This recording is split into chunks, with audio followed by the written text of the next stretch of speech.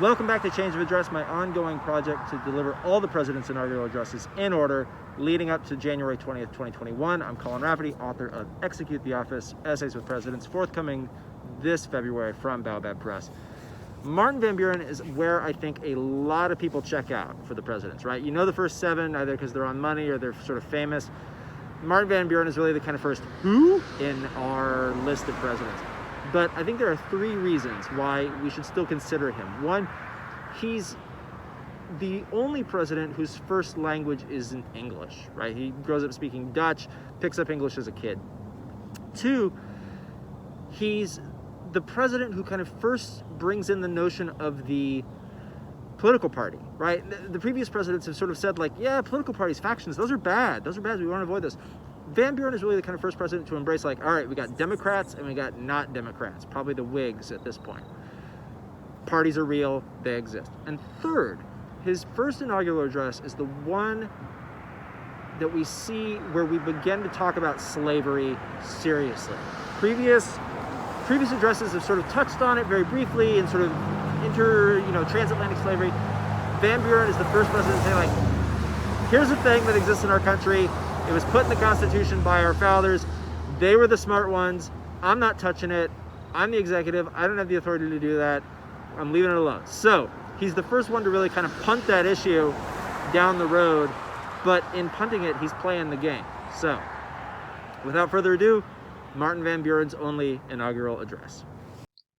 Fellow citizens, the practice of all my predecessors imposes on me an obligation I cheerfully fulfill, to accompany the first and solemn act of my public trust with an avowal of the principles that will guide me in performing it, and an expression of my feelings on assuming a charge so responsible and vast. In imitating their example, I tread in the footsteps of illustrious men, whose superiors it is our happiness to believe are not found on the executive calendar of any country. Among them we recognize the earliest and firmest pillars of the Republic, those by whom our national independence was first declared, him who above all others contributed to establish it on the field of battle, and those who expanded intellect and patriotism, constructed, improved, and perfected the inestimable institutions under which we lived. If such a men in the position I now occupy felt themselves overwhelmed by a sense of gratitude for this, the highest of all marks of their country's confidence, and by a consciousness of their inability adequately to discharge the duties of an office so difficult and exalted, how much more these considerations affect one who can rely on no such claims for favor or forbearance.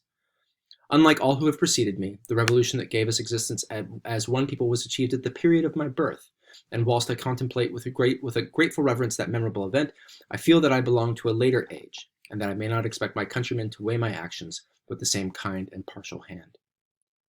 So sensibly, fellow citizens, do these circumstances press themselves upon me that I should not dare to enter upon my path of duty, did I not look for the generous aid of those who will be associated with me in the various and coordinate branches of the government?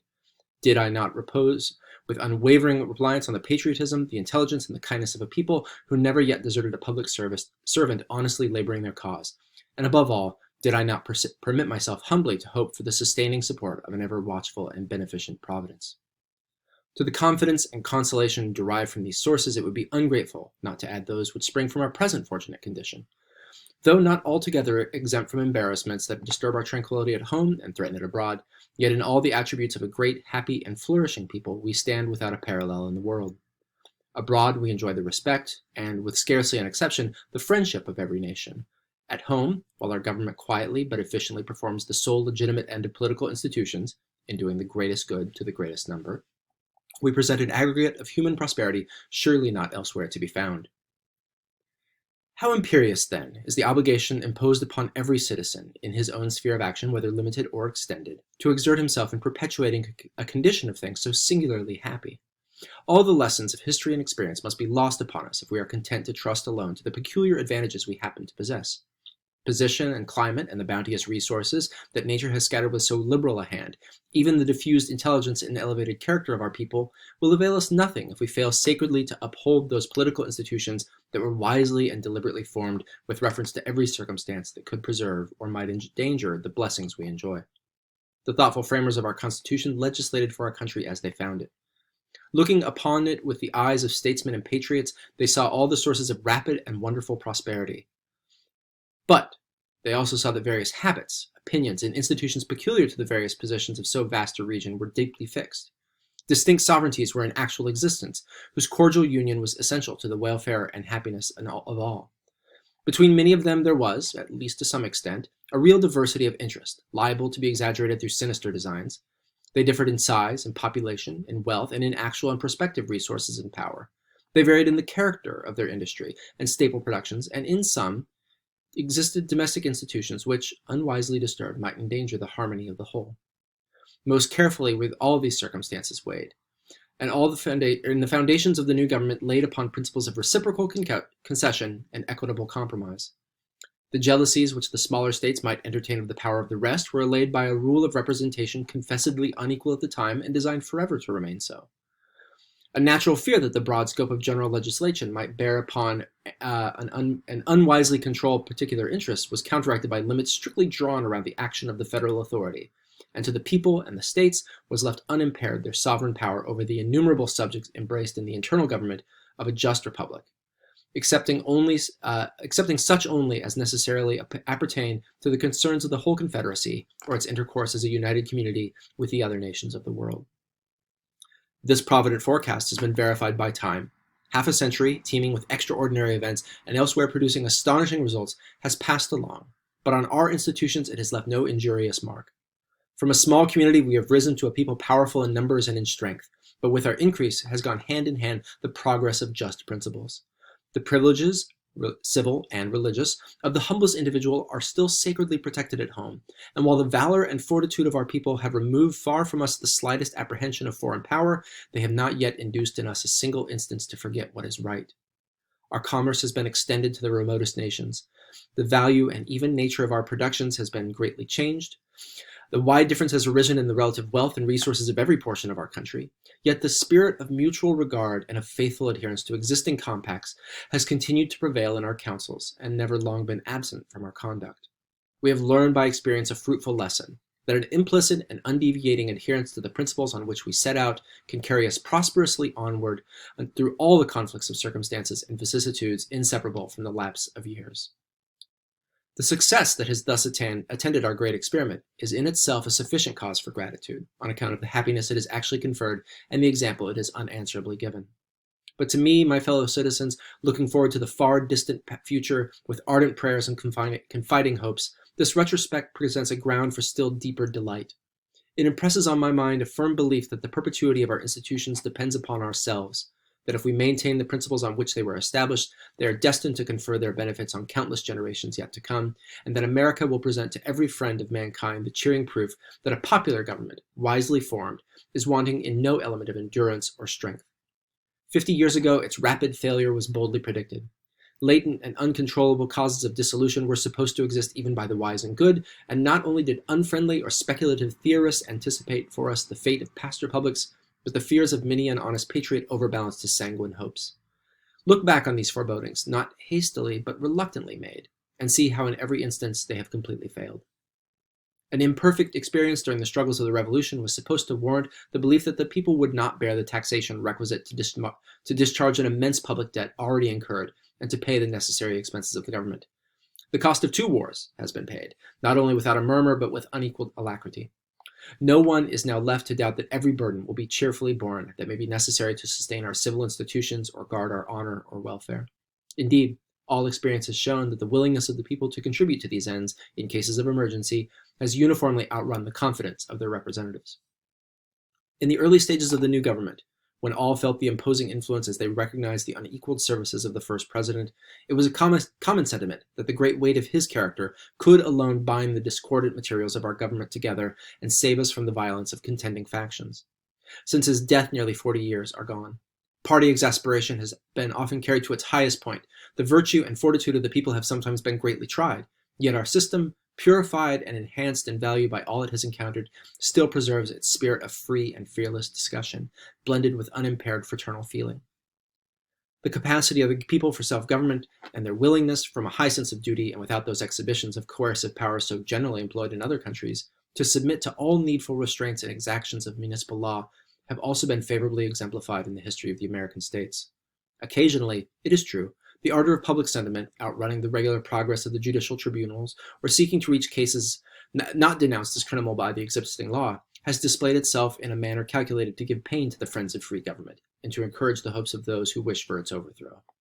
These occurrences, however, have been far less frequent in our country than in any other of equal population on the globe, and with the diffusion of intelligence, it may well be hoped that they will constantly diminish in frequency and violence. The generous patriotism and sound common sense of the great mass of our fellow citizens will assuredly in time produce this result. For as every assumption of illegal power not only wounds the majesty of the law, but furnishes a pretext for abridging the liberties of the people, the latter have the most direct and permanent interest in preserving the landmarks of social order and maintaining on all occasions the inviolability of those constitutional and legal provisions which they themselves have made. In a supposed unfitness of our institutions for those hostile emergencies which no country can always avoid, their friends found a fruitful source of apprehension, their enemies of hope. While they foresaw less promptness of action than in governments differently formed, they overlooked the far more important consideration that with us war could never be the result of individual or irresponsible will, but must be a measure of redress for injury sustained, voluntarily resorted to by those who were willing to bear the necessary sacrifice, who would consequently feel an individual interest in the contest, and whose energy would be commensurate with the difficulties to be encountered. Actual events have proved their error. The last war, far from impairing, gave new confidence to our government. And amid recent apprehensions of a similar conflict, we saw that the energies of our country would not be wanting in ample season to vindicate its rights. We may not possess, as we should not desire to possess, the extended and ever-ready military organization of other nations.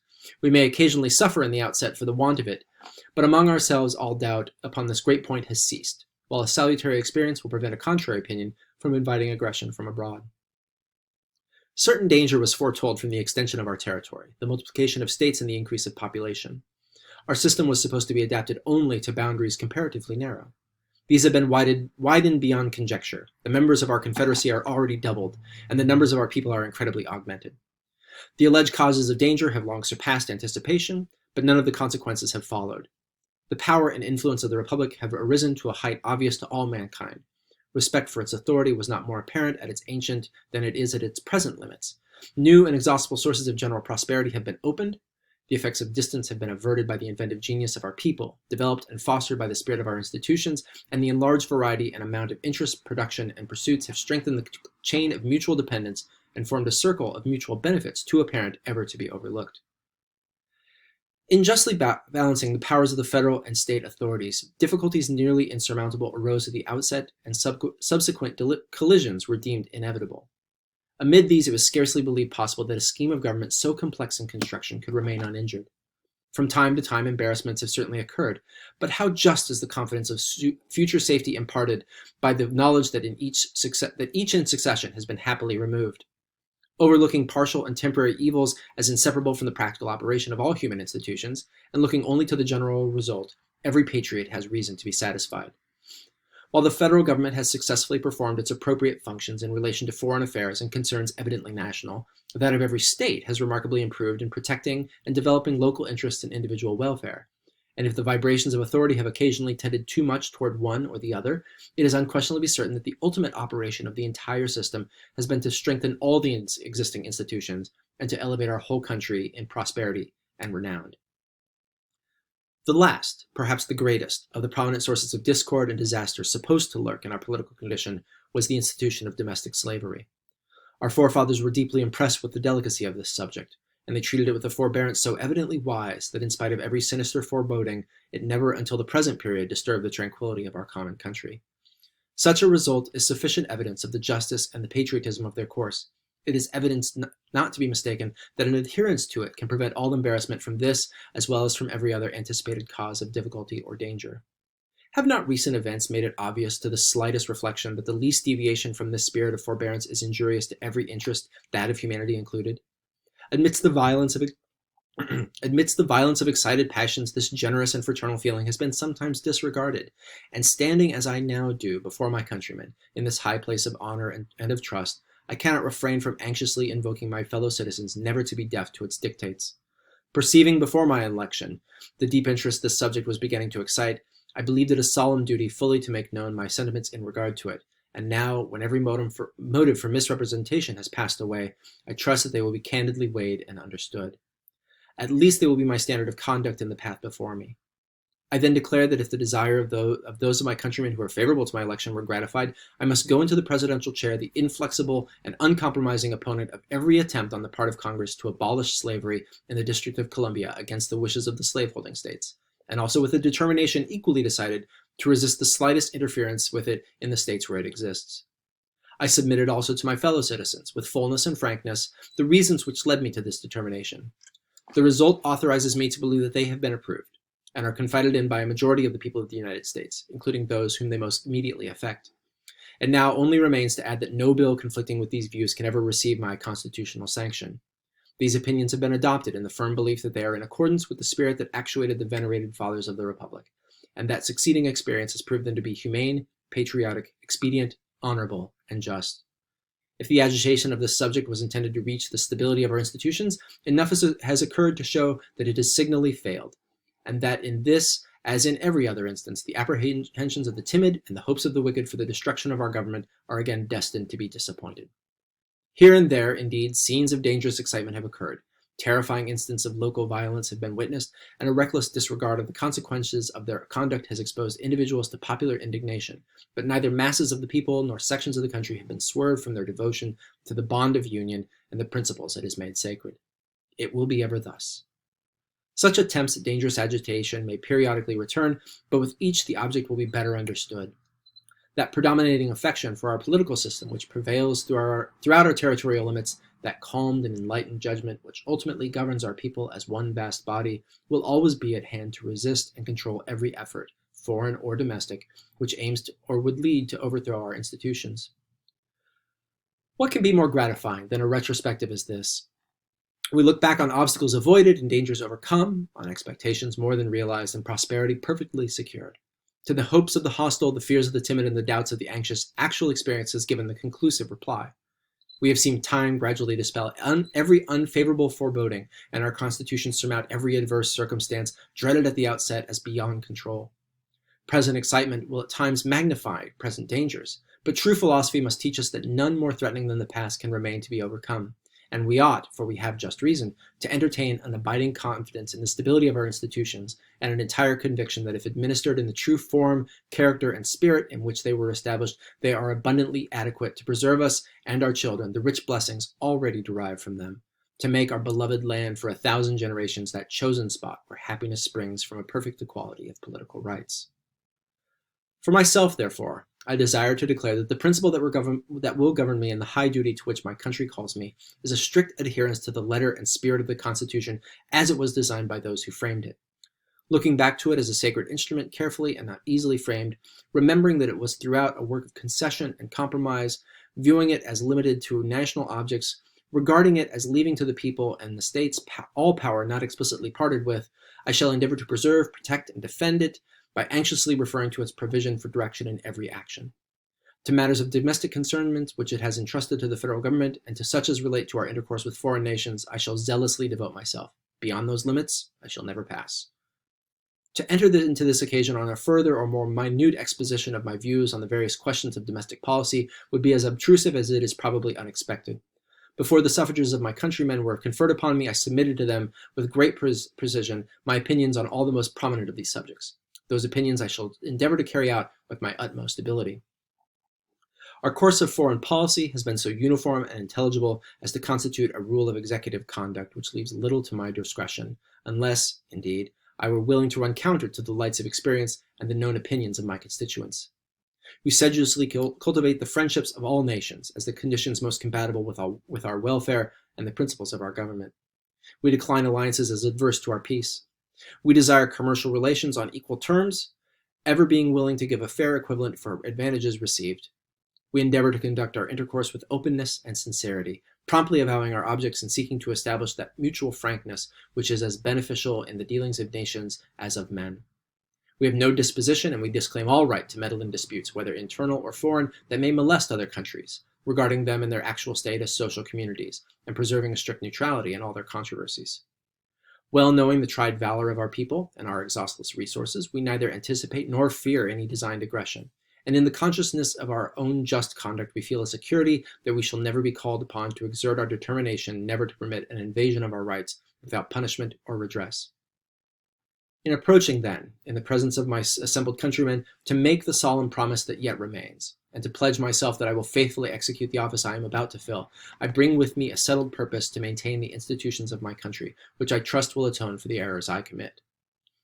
In receiving from the people the sacred trust twice confided to my illustrious predecessor, and which he has discharged so faithfully and so well, I know that I cannot expect to perform the arduous task with equal ability and success. But united as I have been in his counsels, a daily witness of his exclusive and unsurpassed devotion to his country's welfare, agreeing with him in sentiments which his countrymen have warmly supported, and permitted to partake largely of his confidence, I may hope that somewhat of the same cheering approbation will be found to attend upon my path. For him, I but express with my own the wishes of all, that he may yet long live to enjoy the brilliant evening of his well-spent life. And for myself, conscious of but one desire, faithfully to serve my country, I throw myself without fear on its justice and its kindness. Beyond that, I only look to the gracious protection of the divine being, whose strengthening support I humbly solicit, and whom I fervently pray to look down upon us all. May it be among the dispensations of his providence to bless our beloved country with honors and with length of days. May her ways be ways of pleasantness, and all her paths be peace. Martin Van Buren's only inaugural address. 4 years on, we would get General William Henry Harrison, who's going to deliver the longest inaugural address and then die 31 days later. So, thanks for tuning in. See you then.